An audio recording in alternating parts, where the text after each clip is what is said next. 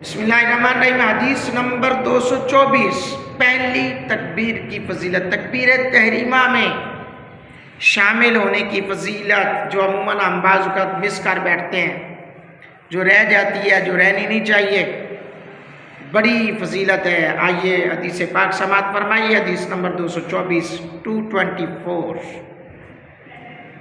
حضرت انس بن مالک رضی اللہ تعالیٰ عنہ بیان کرتے ہیں، نبی اکرم صلی اللہ علیہ وآلہ وسلم نے ارشاد فرمایا، جو شخص اللہ تعالیٰ کے لیے 40 دن تک جماعت کے ساتھ نماز پڑھتا ہے اور وہ پہلی تکبیر میں شامل ہو تو اس کے لیے 2 طرح کی برات لکھ دی جاتی ہیں۔ نمبر 1 جہنم سے آزادی، نمبر 2 منافقت سے برات، منافقت سے نجات۔ اللہ اکبر۔ حضرات گرامی قدر، جو شخص باقاعدہ 40 روز تک باجماعت نماز ادا کرتا ہے اور اس کی تکبیر اولیٰ بھی فوت نہ ہوئی ہو تو اللہ تعالیٰ اسے 2 انعامات سے نوازتا ہے۔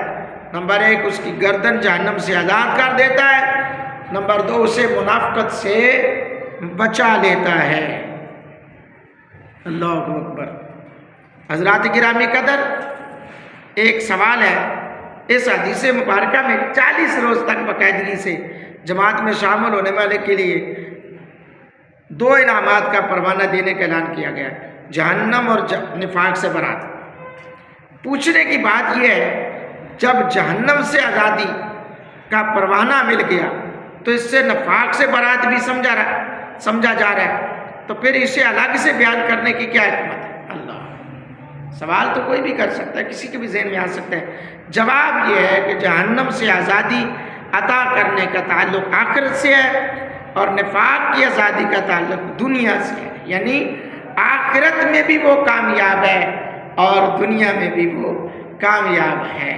جو بندہ نمازی ہے، باجماعت نماز پڑھتا ہے، فقط اللہ کی رضا کے لیے، دکھاوے کے لیے نہیں ہے، کسی کو خوش نمود و نمائش کے لیے نہیں ہے، بلکہ اللہ کی رضا کے لیے، رب کی بارگاہ میں حصول ثواب کے لیے جو نماز پڑھتا ہے، حصول عبادت کے لیے نماز پڑھتا ہے، اس کو کامیابی کے 2 پروانے ملتے ہیں۔ اللہ تعالیٰ میرا اور آپ کا حامی و ناصر و آمین۔